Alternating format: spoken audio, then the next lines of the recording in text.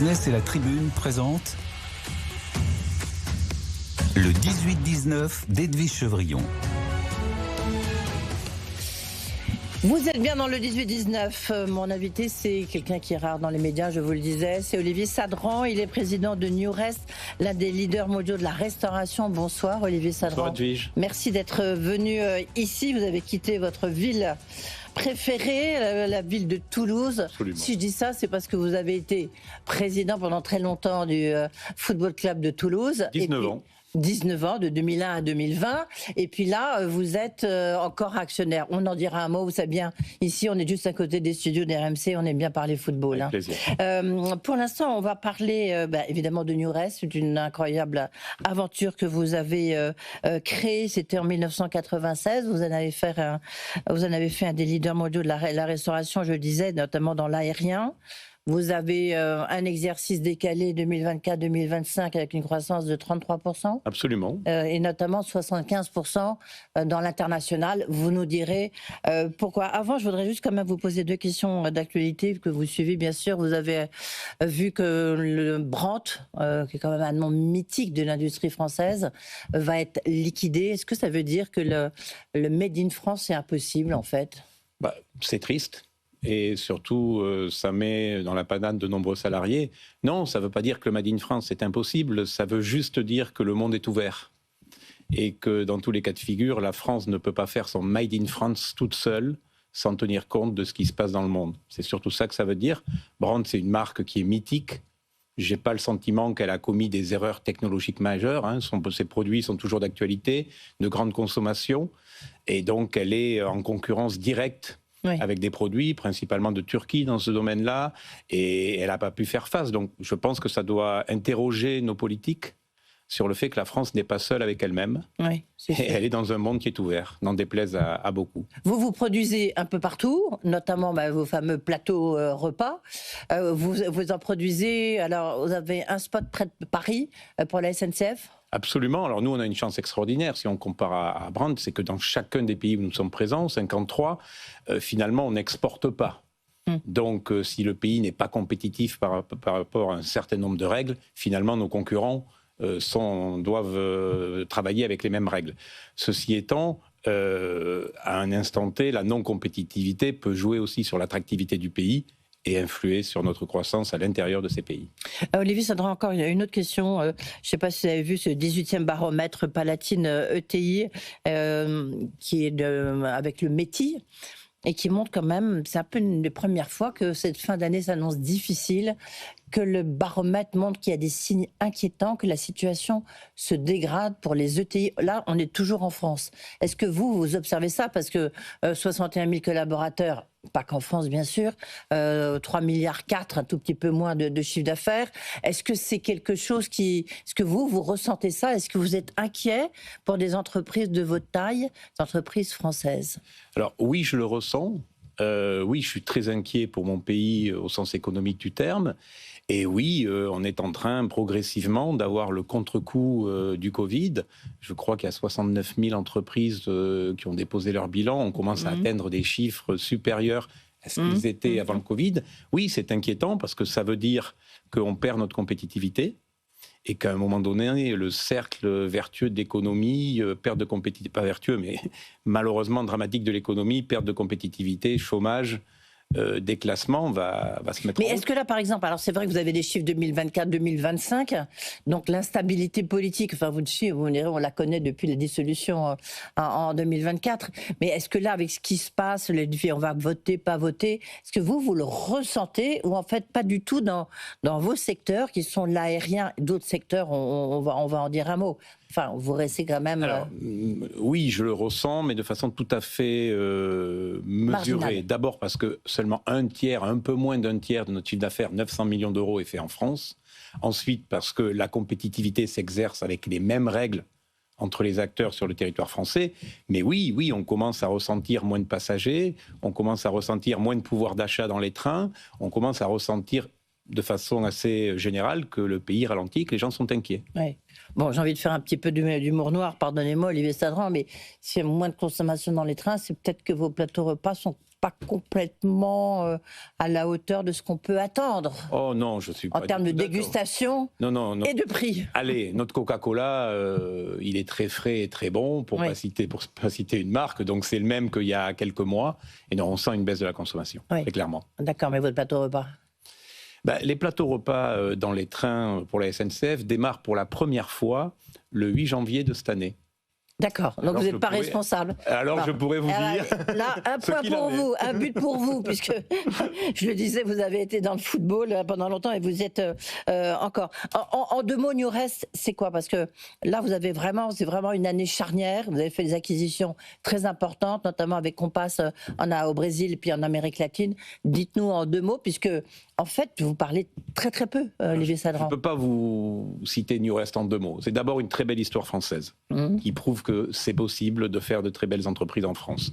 Ensuite, c'est une entreprise qui appartient à ses salariés à 97%. Oui, mais dont 35% à vous, non? 30%. Petite trentaine. D'accord, ok. Voilà. Parce que vous êtes quand même dans le classement challenge des fortunes. Voilà. Le premier actionnaire de Newrest, c'est son management, ce sont ses salariés. C'est une entreprise qui n'a pas de dette et qui a démarré avec quelques personnes en 1996 à Toulouse. Donc c'est d'abord une belle histoire. C'est aussi une belle histoire à l'international, où on a suivi nos clients dès le départ. Et moi, je trouve que c'est quelque Alors, vos clients, c'est qui? C'était beaucoup les compagnies aériennes, donc là, vous en profitez. Aujourd'hui, ça ne représente plus ce secteur-là que 44%, non? Oui, on est assez équilibré. Donc l'aérien, c'est 44%.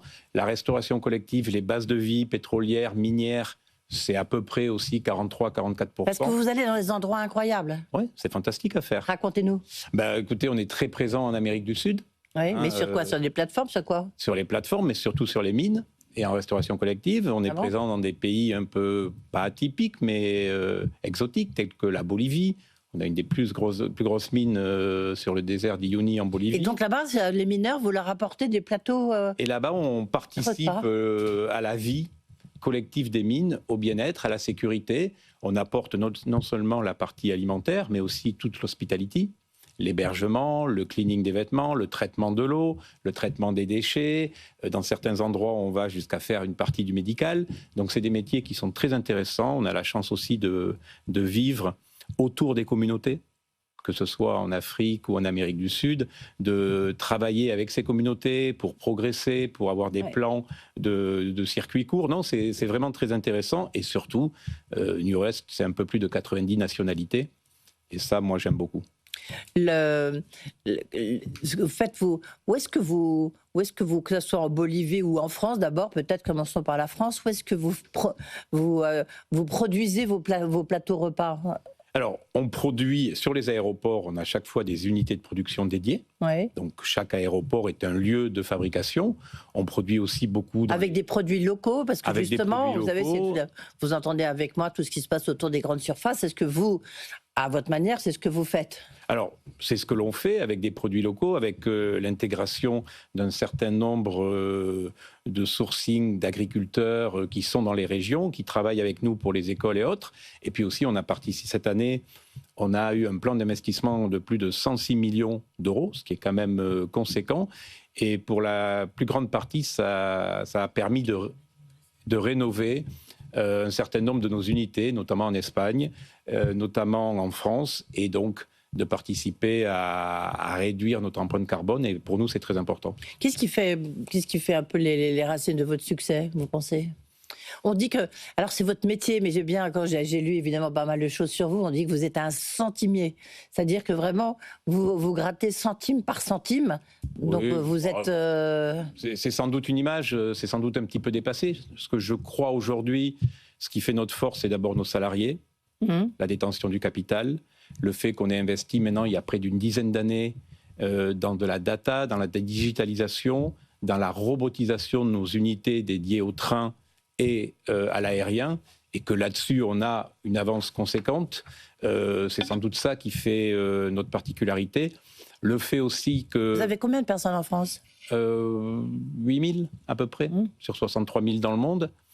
Et puis aussi notre capacité à rester une entreprise, je dirais, dynamique et entrepreneuriale. On prend des décisions très rapidement. Chez nous, se tromper n'est pas une tare. c'est même nécessaire pour réussir les choses. Mais est-ce que c'est quand même un métier, la restauration collective, on voit bien, j'ai reçu évidemment Sodexo ou d'autres, c'est quand même un métier qui est assez dur, enfin, c'est un métier difficile parce que je disais, bon Santimier, mais c'est pas, les marges sont pas gigantesques dans votre métier. Alors nous on a la chance d'avoir une combinaison de métiers, ça c'est déjà la chose la plus importante, et 53 pays. Donc on a aussi dans le monde des positions très fortes où on a investi, on a pris le risque d'investir des dizaines de millions d'euros dans des pays plus complexes où aujourd'hui on a des positions qui sont assez fortes. Mais ces métiers-là, et notamment la restauration collective, il faut l'aimer ce métier. Ça consiste d'abord à amener du plaisir aux gens, que ça soit dans le milieu hospitalier, que ça soit à l'école. Et ce métier, on ne peut pas le faire si on n'a pas ce goût. Alors Olivier Sadreur, vous avez, je disais, c'est la première fois, enfin, même vous l'avez dit, c'est la première fois que l'aérien en fait, ne représente plus que 44% parce que vous avez procédé à beaucoup d'acquisitions, notamment à l'étranger, Compass au Brésil. C'est la facility management, par exemple. C'est quelque chose. Ce sont les axes de développement futurs. Comment est-ce que vous voyez les 5 prochaines années ? Vous voyez, là, il y a un basculement. C'est pour ça que vous êtes là sur ce plateau. Comment vous voyez votre stratégie ? Alors cette année, on a fait 2 acquisitions majeures. Oui. Compass en Amérique du Sud, principalement Chili, Mexique et Colombie, pour un chiffre d'affaires de 600 millions d'euros, associé à une croissance organique de 12%, c'est quand même ce qui est le plus important. Et puis on a acquis auprès d'Engie une entreprise française qui s'appelle GEPSA et qui fait du facility management dans les prisons françaises. Et nous, du facility management, on en fait depuis... Alors, dites-nous ce que c'est que du facility management. C'est de la maintenance de bâtiments, de la maintenance d'outils, de la maintenance industrielle. Par exemple, c'est vous qui avez... vous faites de la maintenance à la santé, à la prison de la santé, c'est vous, par exemple ? Non, mais à la maison d'arrêt de Nanterre, oui, c'est nous. D'accord. Et donc, ça consiste à maintenir des locaux, à avoir des objectifs énergétiques, à maintenir tout ce qui est chauffage, climatisation, serrurerie et autres. Donc ces métiers-là, on les pratique depuis très longtemps dans le domaine minier, mais on a senti le besoin d'acquérir vraiment un spécialiste, et GEPSA est un vrai spécialiste avec un véritable savoir-faire, une technologie très forte dans ce domaine-là, et ça va nous apporter non seulement à l'international, parce qu'on va partager le savoir, mais aussi sur le territoire français, parce que il me semble que c'est un secteur qui va se développer, que le secteur du FM est assez potentiel. Où est la technologie dans ce type de métier ? Elle est d'abord parce que une bonne entreprise de FM, c'est une entreprise qui sait faire du préventif. Parce que quand on sait faire de la maintenance préventive, quand on sait faire de la maintenance préventive, on évite les ruptures des maintenances curatives. D'accord. Et donc, de ce point de vue-là, la technicité, la formation, le recrutement, l'IA, la prévention sont des éléments très forts qui sont différenciants pour les entreprises. Et GEPSA a vraiment beaucoup de qualité dans ce domaine-là. Donc là, en France, c'est les maisons d'arrêt, les prisons ? Et les prisons, oui. Et c'est quelque chose qui va vous servir pour faire ça dans d'autres endroits. C'est quelque chose que vous allez dupliquer ? Oui, on est déjà gestionnaire de prisons au Maroc et au Chili. Ah d'accord, voilà. Mais plutôt dans le domaine alimentaire au Maroc et dans le domaine du facility management au Chili. Et oui, on met en commun tout ce savoir-faire pour être au service de l'État. On le fait aussi pour l'armée, une partie de l'armée française. On fait la restauration à travers l'EDA d'une partie... C'est quoi l'EDA ? L'EDA, c'est l'économie des armées. Ah, d'accord. Pardon, autant pour moi. Il faut que tout le monde puisse comprendre. Voilà. Et moi, je crois que notre pays, qui traverse une période relativement difficile, va être un pays qui va se repartir vers de l'investissement, et on doit accompagner, nous, cet investissement dans le futur. Et ça veut dire que vous avez franchi une étape quand même. Je ne sais pas, vous revenez nous voir dans un an, vous ferez presque 4 milliards, 4,5 milliards de chiffre d'affaires ? On a un budget à 3,8, mais ce n'est pas mon objectif. Mon objectif, c'est d'arriver à préserver l'ADN de cette entreprise. Et ça, c'est très difficile. Parce que cet ADN-là, il doit être quand même évolutif, parce qu'on est parti de rien. Et en même temps, il doit persévérer, rester ancré dans notre savoir-faire quotidien. Donc c'est plutôt ça ma préoccupation majeure. Et ça veut dire que votre préoccupation majeure, c'est peut-être d'entrer en bourse ? Absolument pas. Nous n'avons pas de dette. Donc vous n'avez pas besoin. Pourquoi voulez-vous Je ne sais pas, sauf si vous voulez. À la conquête des États-Unis, par exemple. Ah ben là, on y est déjà. Hein. Oui, mais conquête plus importante, parce que c'est l'objectif de nombreuses entreprises françaises. Alors, on a 2 clients majeurs aux États-Unis, Delta Airlines et United, et on gère 2 C'est dans l'aérien. Oui, mais enfin, on gère le hub de Delta à Atlanta. C'est 900 vols par jour pour nous. 600 vols à Houston pour United. Ça fait combien de plateaux repas, ça? Oh mon Dieu, c'est une colle que vous me posez. Ça fait 400 millions d'euros de chiffre d'affaires. Je ne pourrais pas vous dire exactement combien de plateaux repas cela représente. Il y a aussi beaucoup de services associés au plateau. Il n'y a pas que des plateaux. Mais c'est vrai que pour nous, les États-Unis est un objectif pour les prochaines années. Ça veut dire qu'en fait, votre entreprise Nurest, vous passez... Là, vous étiez dans votre cœur de métier, c'est la restauration. Vous devenez de plus en plus, en fait, une entreprise de service. Absolument. On devient une entreprise de service et on essaye d'élargir la gamme de nos services pour accompagner nos clients. Donc ça, c'est un point important. On dit quand même, on a le droit de dire un petit mot de football? Ah, mais on peut dire plein de mots de football. Oui, parce que c'est quand même une part de votre vie, puisque vous avez été, vous le disiez, presque 20 ans, le patron du Toulouse Football Club. Maintenant, vous n'êtes plus qu'actionnaire. Vous avez vendu, je crois, de mémoire un Américain, c'est ça? Absolument, Redbird. Alors, le sport est ma vie. Redbird. Déjà, le sport, c'est votre vie. Le sport régit ma vie au quotidien et drive le management de Nurest, parce que le sport représente des valeurs auxquelles je suis excessivement attaché. Et c'est vrai que ces 20 années en tant que propriétaire du Toulouse Football Club, à partir de 30 ans, m'ont sans doute beaucoup aidé à appréhender une certaine pression, à appréhender beaucoup de choses, et ça a sans doute servi dans la progression de Nurest ensuite.